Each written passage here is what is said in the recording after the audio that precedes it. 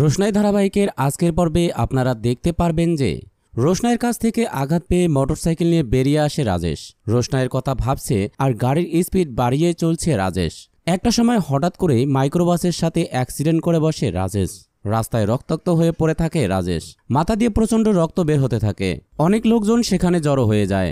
Police স্টেশনে phone করে সেখানে থাকা একজন লোক, আর এরই মধ্যে সেখানে চলে আসে সাংবাদিক। এদিকে বাসে বসে রোশনাইকে রাগিয়ে যাচ্ছিল রাজেশ। রাজেশ রোশনাইকে বলে, দেখো অরণ্য তো তোমাকে একবারে বলল না যে সে তোমার স্বামী, আর এদিকে তো গরিমার সাথে রাজেশের বিয়ে ঠিক হয়ে আছে। ওদের বিয়ে হলে তুমি কি ওই বাড়িতে চাকরানি হয়ে থাকবে?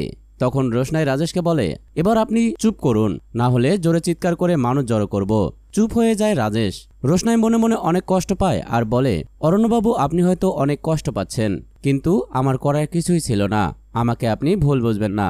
এদিকে পুলিশ ঘটনাস্থলে এসে অরণ্যর পরিচয় পাওয়া মাত্রই তাদের বাসায় কল করে জানায়, আর সাংবাদিকরা এই খবর সোশ্যাল মিডিয়ায় প্রচার করে দেয়। এদিকে বাসে বসে মোবাইল টিপতেই রাজেশের মোবাইলে ভেসে ওঠে খবরটি।